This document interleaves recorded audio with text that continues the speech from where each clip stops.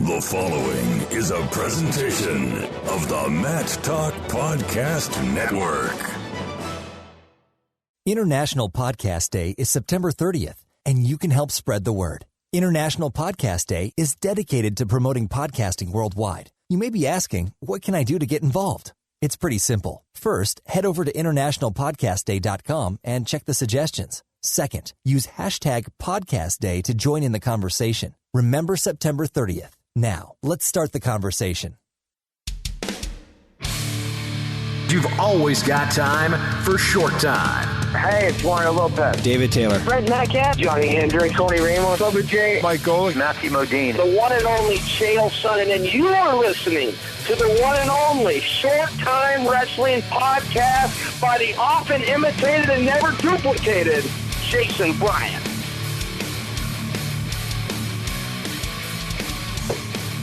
It's that time of year again where we get to go think about Bojangles and sweet tea and breakfast biscuits and late nights and piles and piles and piles of registration. That's right. We're going back down to Greensboro, North Carolina. Well, we will eventually on October 15th and 16th for the Super 32, the most monstrously awesome preseason wrestling tournament ever concocted. Today, we will have our third anniversary episode with Sara Koenig and Dave Barker, the founders and tournament directors of the event. And we've talked about several different things over the last couple years. The first time we did this, it set a record for the most downloaded podcast in the history of the Short Time Wrestling Podcast. And last year, the numbers are still going up. I mean, you guys have trounced Chael Sonnen. What else can you guys do to make the listeners of this particular episode and those interested in the Super 32 that much more entertained? Dave Barker, the floor is yours. What else can we do? I don't know. Let's deliver a great product like we do every year. I hope that works for us. Sarah, do you got anything to add there? Because we're going to be bouncing back and forth. It's going to be Dave, Sarah, Dave, Sarah, Dave. Anything to add? I mean, I did prepare a musical number to perform, but we can save that for later. Speaking of musical number, you just saw what? How many musical numbers did you see in New York like last month? Was that this month, earlier this month in September? Name a month, and it's happened. So I've been like 5 times this calendar year. Yeah, a bunch. And what's your favorite musical again? Les Mis. Oh, well, that's what it was. I couldn't remember what it was because my Twitter stalking has been lax since I've had a 2-month-old come into the world. And we were talking about before we started kids that coming into the world. There are most of the kids in this tournament were not even born in the first year we started 17 years ago. And Dave, let's again start with you. Did you ever think you'd get to this point where, like, man, there are high school seniors that the only thing they know about preseason high school tournaments is the Super 32 because it's been around that long? No, originally that's not something I thought about, but as the years it's one of those questions. Go on, yeah, I mean, I kind of dreamed about it, and it's kind of amazing that it's here.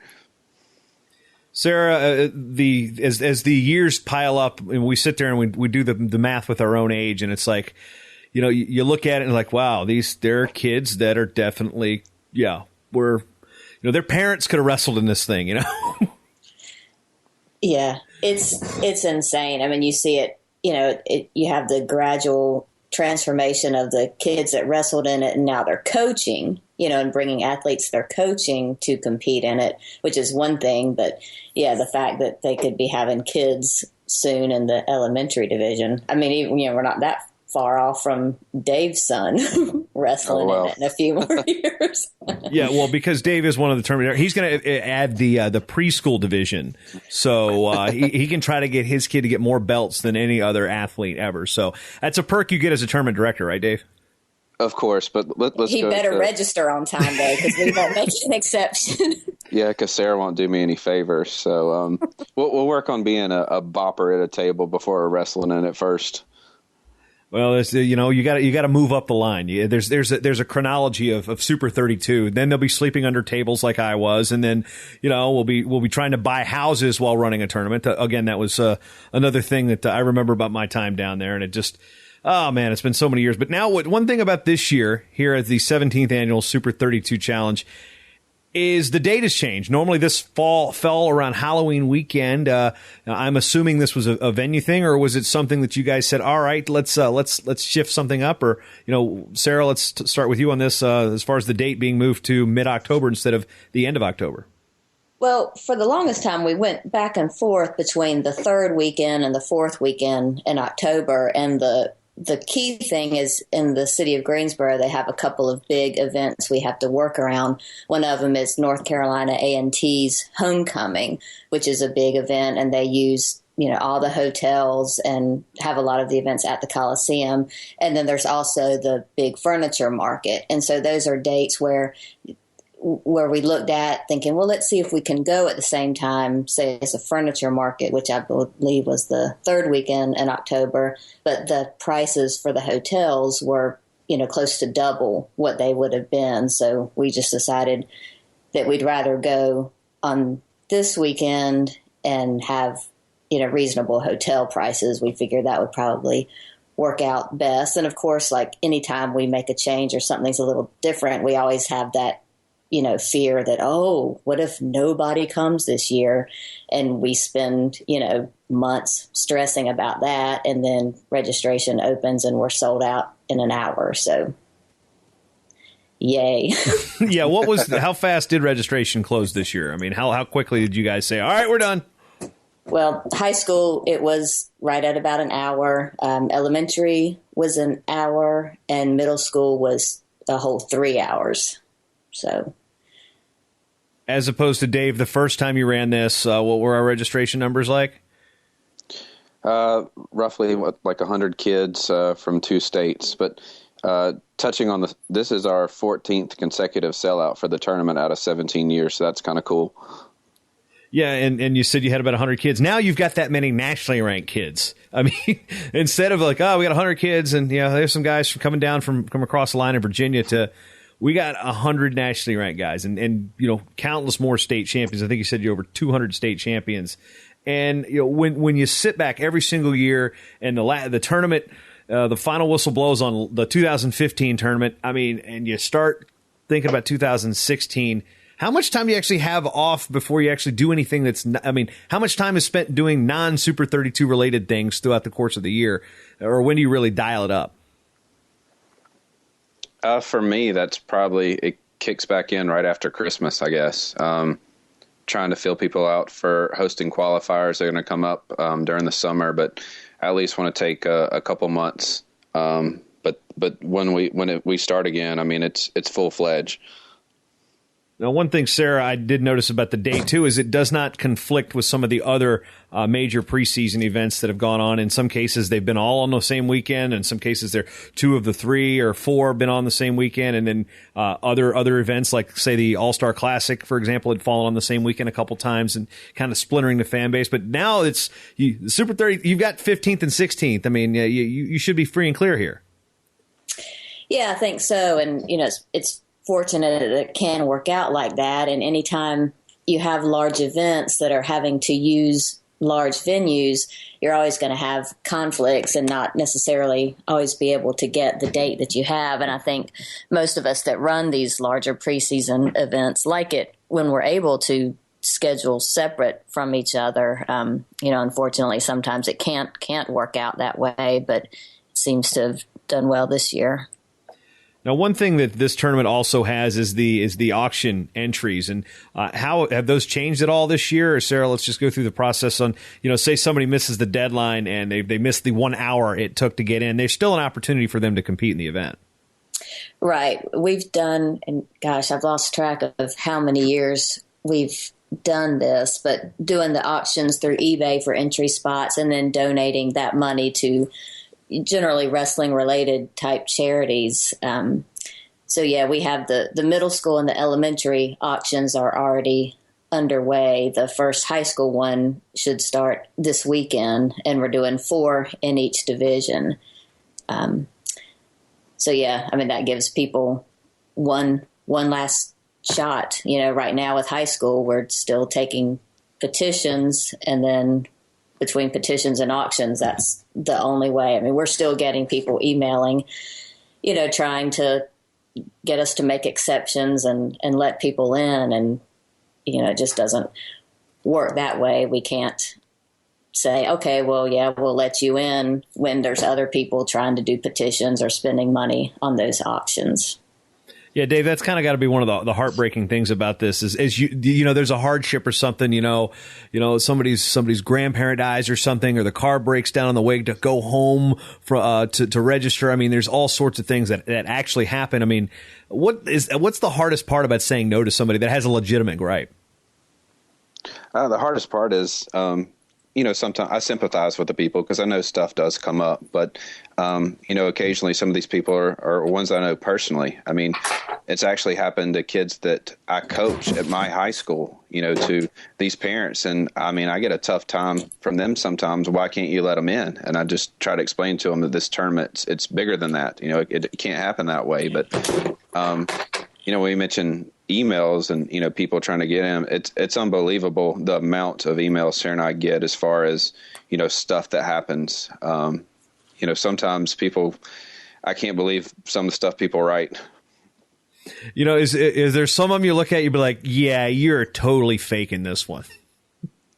Well, that's, it's funny because, well, not funny, but I kind of sometimes make the joke with Dave, like sometimes I feel like I'm a heartless person, because it happens. So you kind of have to harden yourself to it because otherwise you're feeling sorry for everybody.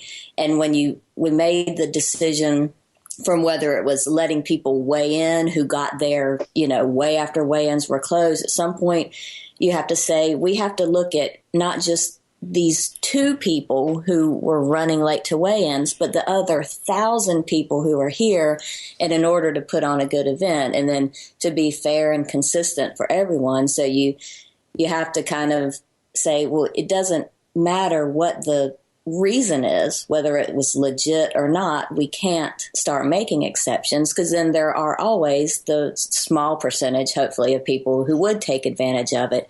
But yeah, I mean, sometimes you get an email and the first instinct is just like this big eye roll, like, oh, yeah, come on, really? And then you have to stop and think, well, no, because things do happen to people. But yeah, there are times where I think, am I just the worst person in the world for saying, no, sorry, submit a petition? But I think what would be worse is just, we can't let everybody in. We'd be there wrestling till 3 a.m. and then which we have done before. Have done before, right? Actually, not quite 3 a.m. No. Oh wait, we've just paired it till 3 a.m. That's we've been up all night, but we haven't, forced anybody to be wrestling all night. So, and that's just it's just part of it. But I've been in that position. I mean, there's.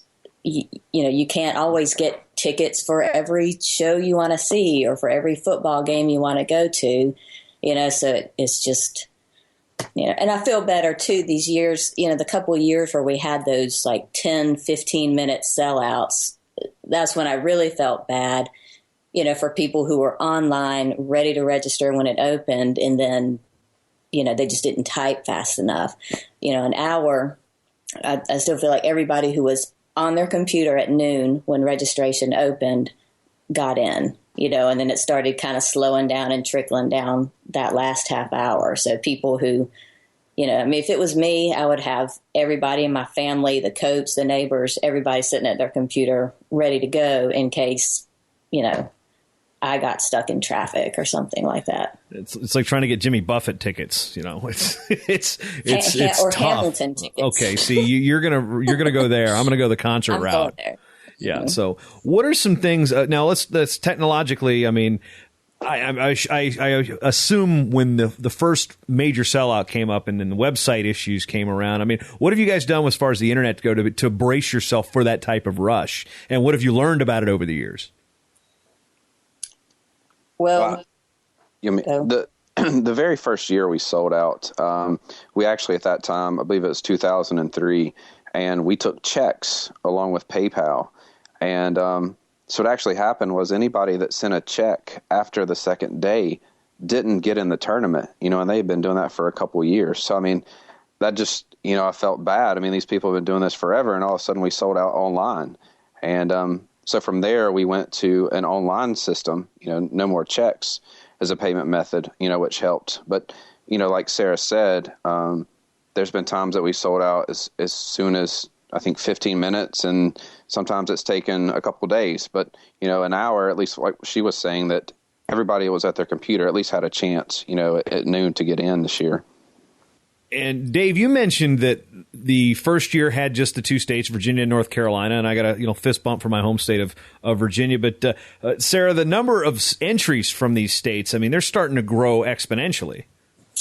They really are. I did a quick count Saturday as soon as registration was over, just to see which states kind of had the most entries. And the top one was Pennsylvania, and this is just the high school division, with 221. Second would be your old stomping grounds of Virginia, with 135. North Carolina, the host state, coming in at third with 123.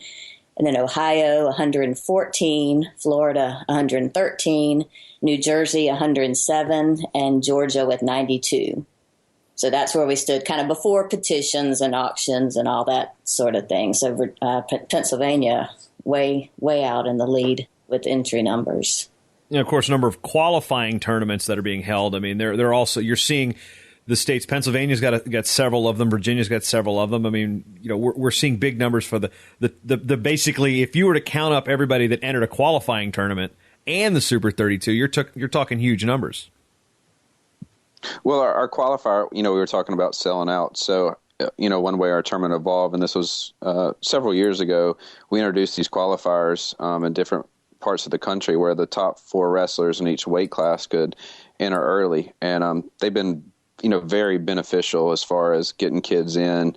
And, this year we had 9 qualifiers across the country, and all of those in our key markets had record numbers this year. And, Sarah and I had a conversation not that long ago that it's kind of, funny we kind of talk about our brand. I mean, I don't like to think about brand because it's just, it's Sara and I, but I guess we have a brand. But these tournaments didn't exist, before us, and now some of these have 650 kids selling out with 450 kids, another one with 400 kids. So it's kind of crazy to think that it's something that we helped create. And don't get me wrong, we are only a small part of this because we have great people behind us running these tournaments, which Sara can probably touch on too. Yeah, I was going to say the first year we started doing the qualifiers was in 2010. So this is the 7th year. And in addition to our site in North Carolina where we do one, we have 4 that have been with us from the beginning. And, as anybody in wrestling knows, the key to having a successful tournament, running it well and having people come back, and then your numbers continue to grow. And so the Indiana, Florida, Virginia, and Georgia have been with us from the beginning, and we have great people running those. Okay, so the guys that we have running those tournaments, Cliff Fretwell in Georgia, Joe Caprino in Indiana, Matt Keel in Virginia, and Jim Bird and Rick Tribbett down in Florida, have just done a really good job for 7 years now. And in fact, I was talking Joe Caprino in Indiana. He had, where did I write this down?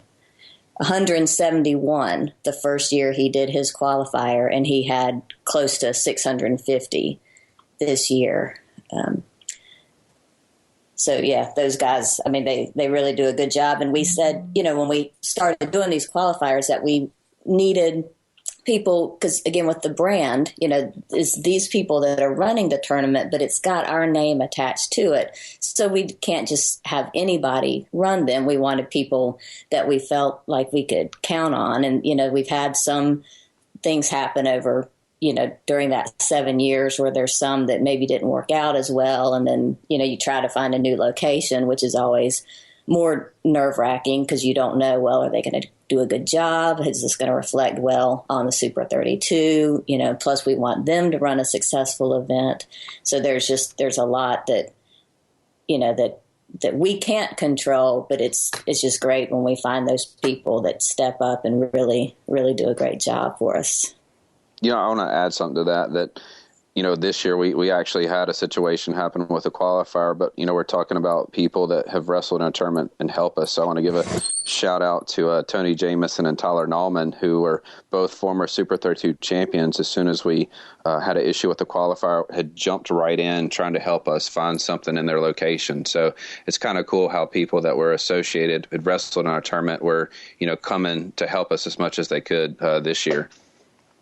Now, one thing I also want to approach is, for 17 years, there's coaches that have come down, and there's, parents and club coaches that have been, a big part of that. But each year you're getting new blood to come down. And, what is something that for the first time attendee that's coming down to the Super 32, that's going to be, they're going to walk through these doors and their eyes are going to get huge and they'll be like, what?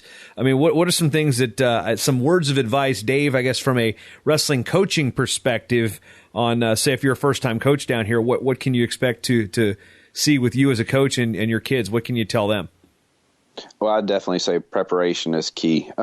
This is not a tournament that needs to be your first tournament of the year or if you haven't practiced, for this, because, we're looking at brackets that are 256-man brackets, and there's a lot of meat in these brackets. So, after you get out of the first or second round, I mean, you're hitting a nationally ranked kid, every single match, and you've got to be prepared. But, like you said, sometimes I watch these kids and they come in and their eyes are big. I mean, it is overwhelming. I mean, there's 28 mats. I mean, there's a lot going on at one time.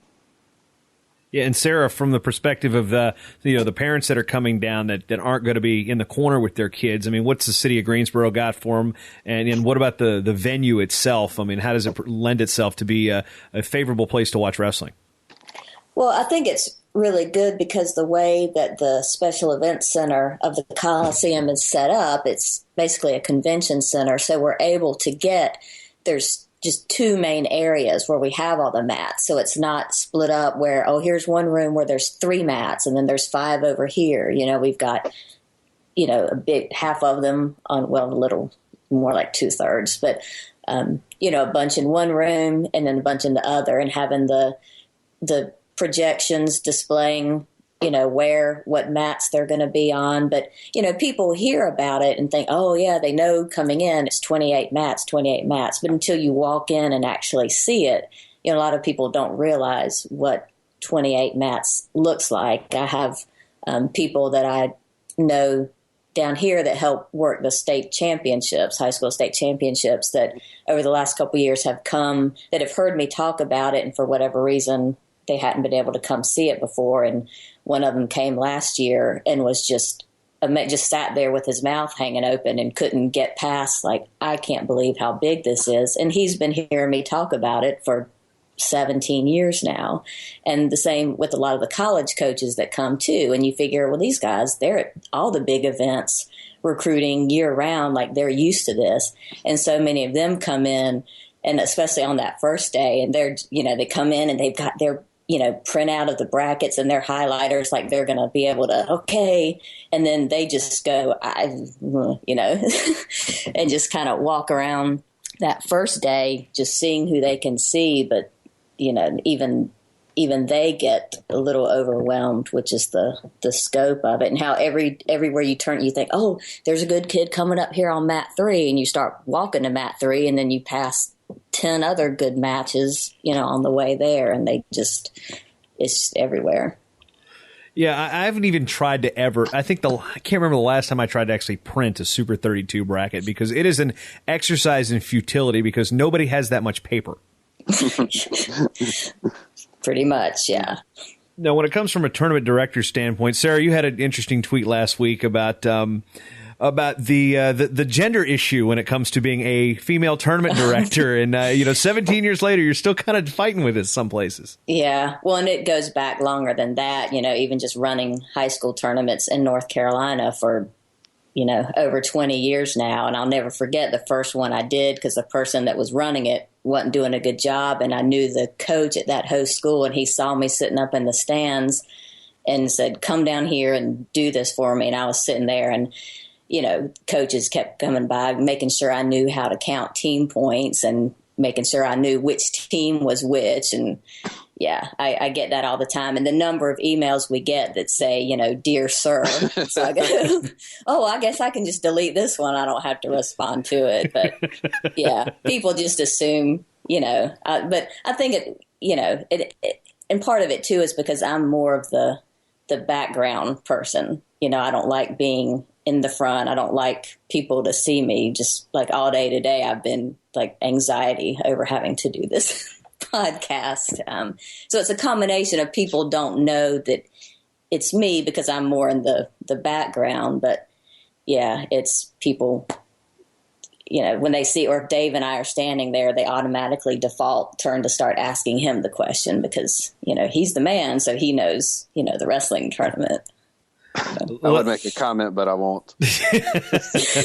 One thing that you guys really play up on the front page of the website at super32.com, it's the Super32 on Twitter, is the number of NCAA champions. And, I've got all these stats about Fargo and the junior nationals on the freestyle and Greco side, but we look at the note, 8 finalists from the Super 32, 8 of the finalists were wrestlers that competed in a Super 32. I mean, Zane Train, Mean Dean Heil, Kyle, Olympic champ Kyle Snyder. I mean, the more titles these guys win, the more good stuff you guys get to put up on the website. I mean, Olympic champions, you got some, Yanni Dakmahalis just won his second cadet world championship. I mean, Dave, this kind of got to be mind blowing when you realize, wow, we've had the opportunity to see some really, really good wrestlers come through here. Oh, yeah. It really hit me again this year. I hadn't been to NCAAs in quite a while. And when they had before the finals where you could, meet the finalists and get autographs and stuff. So I got a poster and I had all the former Super 32 wrestlers sign it. It was kind of cool. And then, I was telling the guys who I was. And, like you hear Kyle Snyder say, man, I loved your tournament. That was, I don't know, it was just kind of awesome, feeling, and everybody had a positive response, when I told them who I was and signing the poster for me. There's this image of Dave fangirling at NCAA Fan Fest. I love it. That's what it is. Don't hate. I don't hate. That's what I said. I think it's great. So as we move forward here, you're 17. We made the old jokes. We've made the jokes about the ages of the competitors and of our, maybe not the ages of our tournament directors, although we've alluded to that. But Dave, you've got you're planning on this. You're having children during the build up to the Super 32. I mean, I'm trying to make sure that I don't have children in July, which I kind of almost screwed that up because of Fargo, August and September because of the Olympics and the Worlds, and then March for the NCAAs. I mean, so you're looking at this and going, okay, you've got another one on the way here. Any time now, by the time this comes out, we could be having another Barker in the world. But what's it like to try to, basically make sure the wife isn't going to kill you during the build up to the Super 32? Well, it helps that I have a great understanding wife.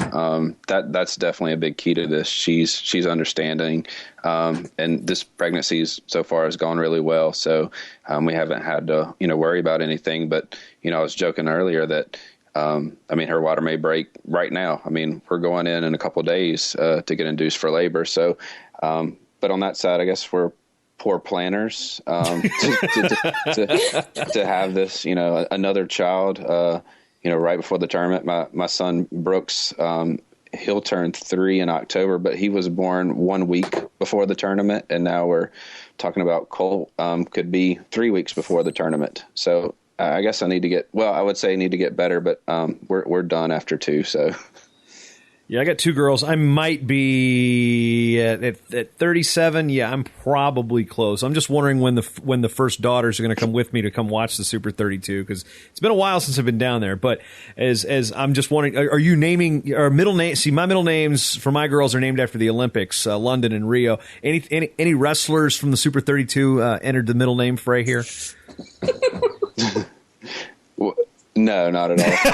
Yeah. How you doing? Colt Greensboro Barker. Yeah, there you go. No, his middle name's going to be Thomas after his grandfather. Okay. Or Colt Convention Center Barker. There you go. Yeah. Triple C. I mean, Coit Cooper's kid has got 3 C's in his name. So, Sarah, that was an old Carolina reference for you, even though he was an Indiana guy, but he worked down there with you in Carolina for a while. So, moving forward, There's one thing I do want to talk about as it relates to North Carolina, and it's this tournament has been a focal point of the state for a long time, for at least the last decade and a half. But that's definitely not been the case in the last 2 years, because we've seen the college programs really start moving. I mean, even Appalachian State a couple years ago, Austin Trotman making the great run. Duke beat a nationally ranked team last year. North Carolina with a new head coach and Olympic medalist Coleman Scott. The job Pat Popalizia was done. I mean, there's new programs at Greensboro. Sarah, you're a wrestling junkie. You're a wrestling fan like crazy. You're all over social media, just paying attention to this stuff. You're working in an office about, dealing with wrestling. I mean, this is an exciting time to be a North Carolina wrestling fan. It is. People that didn't realize for the longest time, when people would talk about college programs in general and which states, have the most, and people always were surprised when North Carolina had, when they found out how many Division I programs were in North Carolina. But the fact that now it's not only the number, but we've got some, actually making noise, and just like you mentioned, Greensboro College adding wrestling, that's been so great, because some of the people may remember the big storm that we dealt with when UNCG dropped their program, and people were wanting to boycott the state and the city, and we don't want to have events in North Carolina. And now not only did our tournament survive, but all these college programs are thriving, and there's college wrestling back in Greensboro, and I think it's a great thing. Yeah, they're boycotting the state for other reasons now, but we won't go into that. Oh, yes. Boy, yeah. But, as we look at it, let's do some quick math here for those who are, again, listening and curious about what we're talking about with North Carolina. If you're coming from Pennsylvania or from out west, 7 Division I programs in the state of North Carolina: Appalachian State, Campbell, Davidson, Duke, Gardner-Webb, which also had a big win last year, beating a nationally ranked team in the process. Actually, the big win over App State caused the whole hijinks with the national duels and who was going to compete. NC State, North Carolina, Division II, Belmont Abbey, and UNC Pembroke, the new program with Eric Wentz leading the way at Greensboro, and of course St. Andrews in the NAIA down in Laurinburg. So you've got all of major programs, you've got small programs of various a cornucopia of wrestling opportunities, and that's another thing, Dave, that the state of North Carolina gets to benefit from. Is there are kids that are going to these Carolina colleges, not necessarily the Division I programs, that they get seen here at the Super 32, and they're going to go to schools that they may have never even considered had they not come to this tournament. Oh, yeah, that happens a lot. I know that, a lot of these college coaches, they're contacting their kids and tell them to wrestle in the Super 32. And so, a lot of these kids are going on visits either before or after the tournament. But there's a story a long time ago when, UNCG had their program where they would open up their room and some of the guys would go work out there. And I noticed, just by chance that wrestlers were starting to go there, and a pipeline got developed because of that. Because of our tournament, the guys were training at UNCG and were going to school there. Sarah, what have you noticed about the college matriculation trends from kids that come to the Super 32 that may not be the hammers, the studs that win it, but they really make a name for themselves here, and this is what gets them ranked. This is what gets them, that's some college scholarship money. Yeah, well, it's just amazing to me, working in a college athletic department with other sports too, and seeing the coaches that go recruiting to find kids, and the fact that I run one of these events now. But I have coaches too that kind of joke. They'll have some kid that they've pegged, months ago, like, this kid's, I've got him. Nobody else knows about him. And he's, I think I've got, the lead on him. And then the kid goes to the Super 32, does well. And all of a sudden everybody else is interested in him. So sometimes coaches kind of tell me, they blame me if they lose a kid, because they go and just do well. But, the other thing that's so great is you talk about, we're talking about these NCAA champions and all these, top programs that come and recruit. But what's kind of great is we have coaches from all levels, and even, D2 and D3 coaches that are coming. And so anybody can come to the Super 32 and have a good day and be seen by somebody that wasn't on their radar. There's wrestlers and coaches that are there that, you can find matches for everyone. That just sounded like an eHarmony commercial. Hey, I met my wife on eHarmony, okay? I have no problem. I'm not doing the commercials, but I have no problem with the commercials. Now, I do have one question, Sarah. I mean, how much of a primer have you given Coleman Scott there about the tournament? I mean, he obviously knows about it, but any insight? No special treatment? No special treatment. Nope.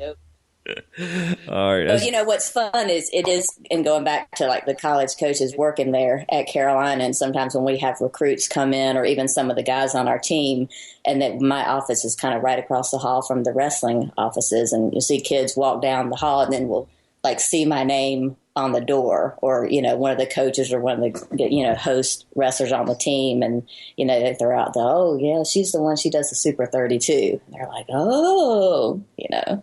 so that's always kind of fun, because again, but you're a girl. What, you do the Super 32, but you're a she. What? Wait. You're in the recruiting. You're in the recruiting guide, Sarah. Come on. Oh, I am. I don't know. Just like my alma mater's putting me in there for doing something. I don't know. Communications majors, pay attention. No, tournament directors to be, pay attention. We've got one here.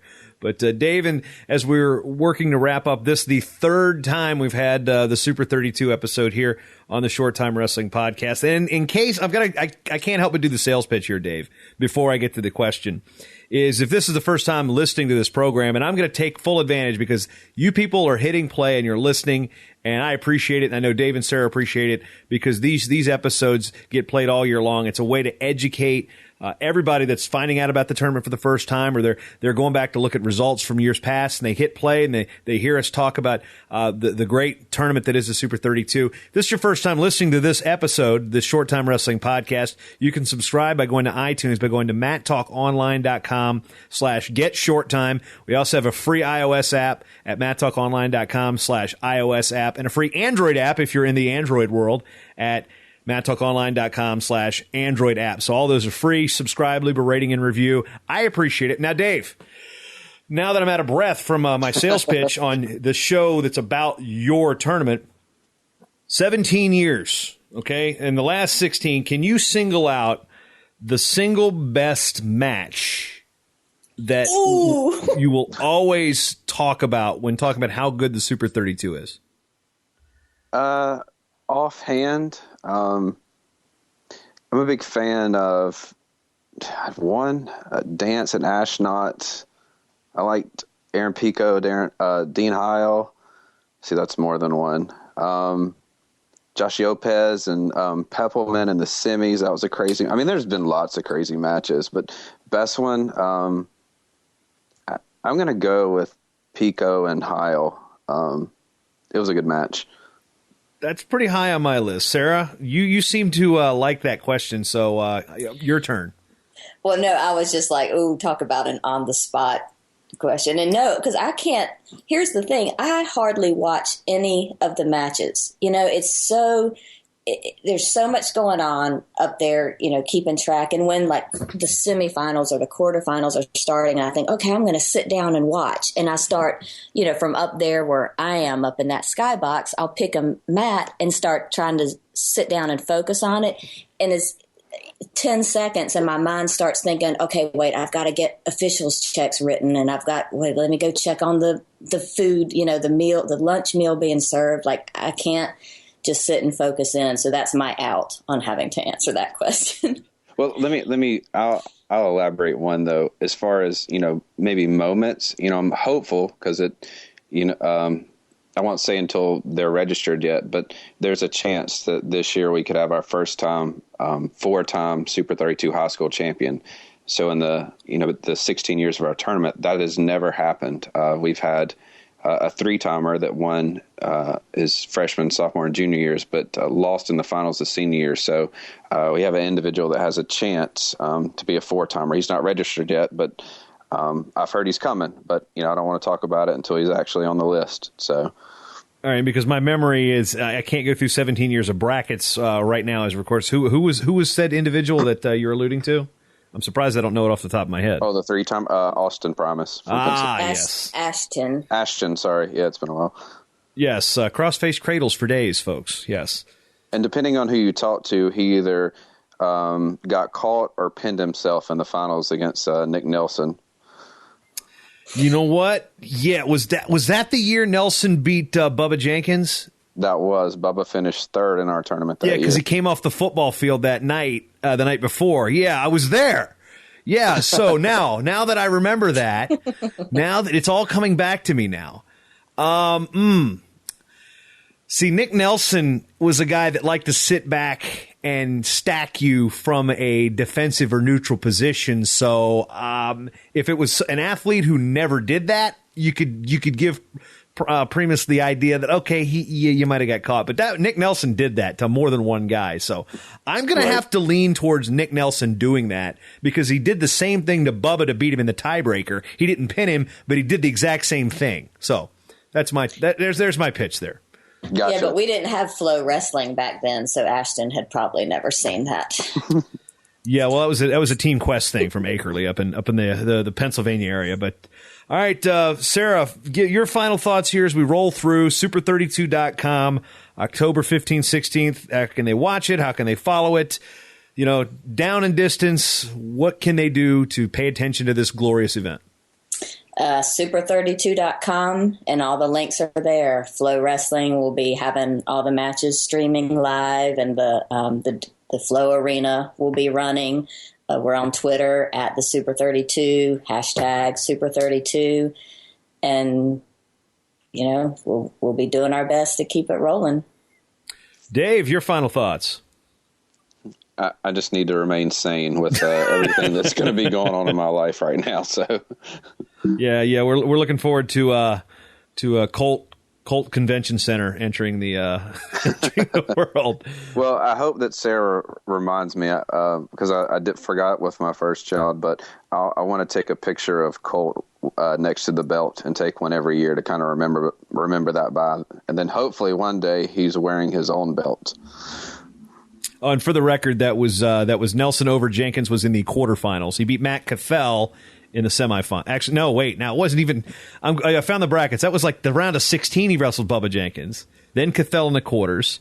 And then Brian Tracy in the semis. So I just ruined your final thoughts moment. But Well, no, but it's kind of cool that you say that because we hear this all the time is, you know, people will sit there and pick a year and click on brackets and they'll spend hours and hours, you know, looking at these matchups and thinking, wow, you know, these kids hit in the first round or second round. I mean, because the brackets were, you know, absolutely loaded. So, I mean, I do that myself. I mean, I'll pick a year, click on the brackets, and I'll spend a couple hours just looking, thinking, wow, you know. Yeah, there's a kid from my high school, bottom half of that bracket, 12-second fall, Aaron Keaton. Okay, I mean, you can do, and that's the thing. I highly recommend that, folks. Just go to the brackets, click a weight. I mean, I'm looking at 145 pounds from 2005, and yeah, it's just gnarly. I mean, the consolations are so big even back then that you've got to like blow up the screen to 200% just to read the font. But Sarah, your turn. Final thoughts as we close. Just, you know, again, just thanking. We mentioned the people that run our qualifiers that do such a good job, but you know, this tournament, I mean, it's the people that were on their computers registering at 12 o'clock on Saturday, you know, the people that keep coming back and that are now, you know, that wrestled in it 10 years ago and they're coaching and they're bringing their kids back. All those people that, you know, we wouldn't have a tournament without the wrestlers and the coaches and the parents that support us and the people that, you know, are, you know, like you mentioned, Dave and I were year round planning it, but we've got, you know, other people who are speed dial on our phone that we count on to bounce ideas off and who are there, right there with us, who we know no matter what. And with Dave, you know, having the baby and when it happened a couple years ago, you know, people knowing, okay, well, that means the load might be more on these other people in the prep work and the planning, and just having those people that we can count on, it just, you know, it makes the biggest difference in the world. And it's easy for that to get lost in all the excitement and the stress and the, oh my gosh, we're getting all these emails and da, da, da, da. But, you know, the fact that we have so many people that are there for us, it's, you know, it's when you stop and think about that, that's the other mind-blowing thing. You know, yeah, we have all these great wrestlers that are coming and that are going to win national championships, but, you know, we have people from all over the state of North Carolina that are right there busting their tails to help make sure it's a good event. And that's pretty impressive too, I think. So thank you to everybody in the world. Ditto. That's so old school.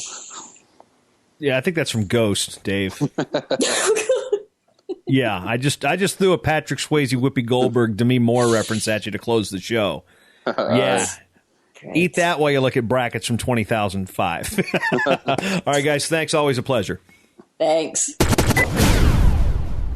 Dave Barker, Sara Koenig, just awesome people, awesome hospitality, and one of the finest wrestling events you'll find in this country is the Super 32 Challenge, Greensboro, North Carolina. And you can go back to super32.com. As a matter of fact, if you're listening to this episode on super32.com, there'll be links underneath this episode, underneath this player, with the 2015 and 2014 interviews. And you can go back and actually hear us talk about the history and the formulation of the tournament. We didn't do that much on this episode because we've done it the past 2 years. But Dave and Sara, just amazing people. They've become good friends over the years, even though I haven't seen them in a long time. I see Sara periodically, probably once a year, NCAA championships. Dave, I haven't had the pleasure of seeing in a while. And as we release this on Monday night, Tuesday morning, Dave Barker's son has arrived. So we were talking about whether or not his wife would go into labor while we recorded this earlier in late September. So as the time you hear this, it was about 4 days before we released it that we recorded this. But Dave Barker, apparently family doing really good. So congratulations to you, Dave. Also want to send a note out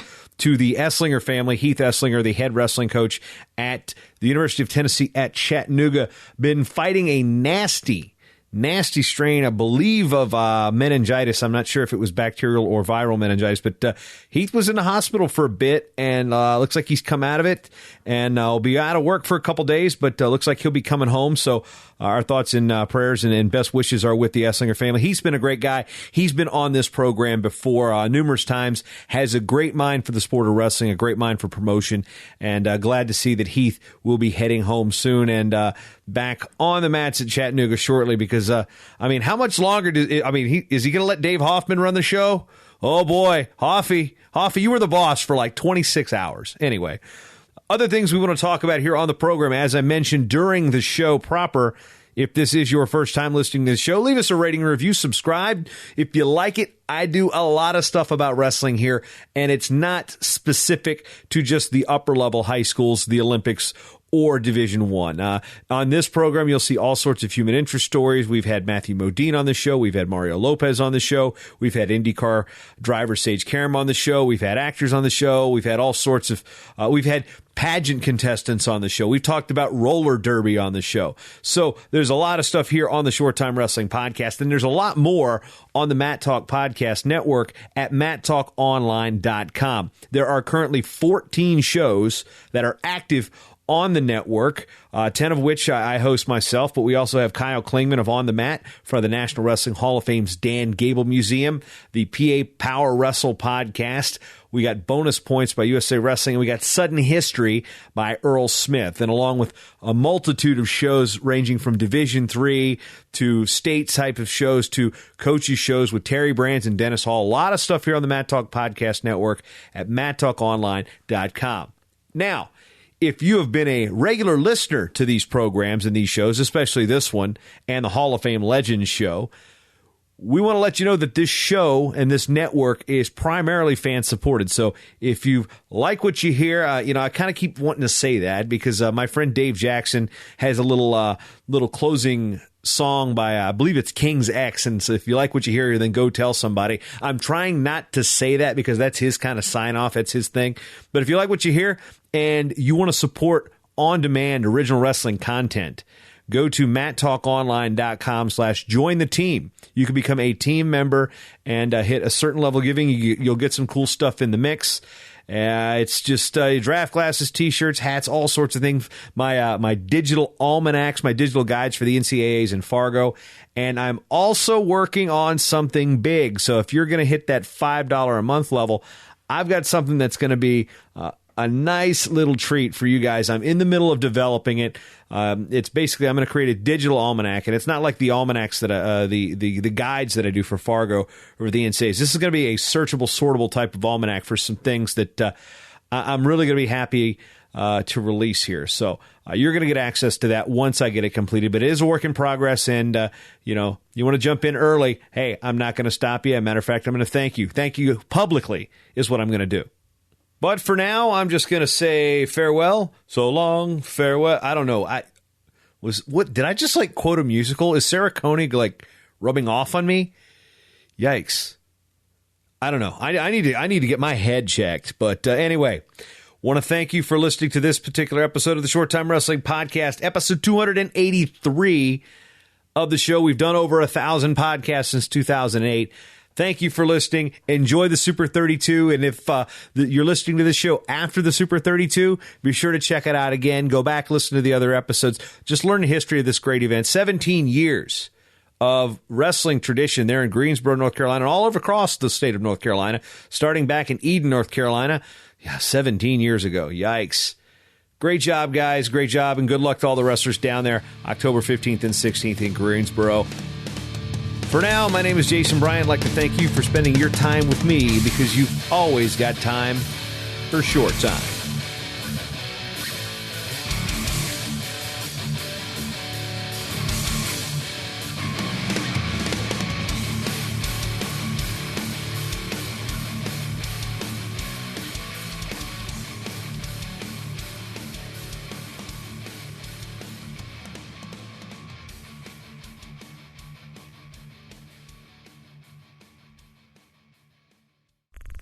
This show is part of the Matt Talk Podcast Network. For more wrestling podcasts, head over to MattTalkOnline.com.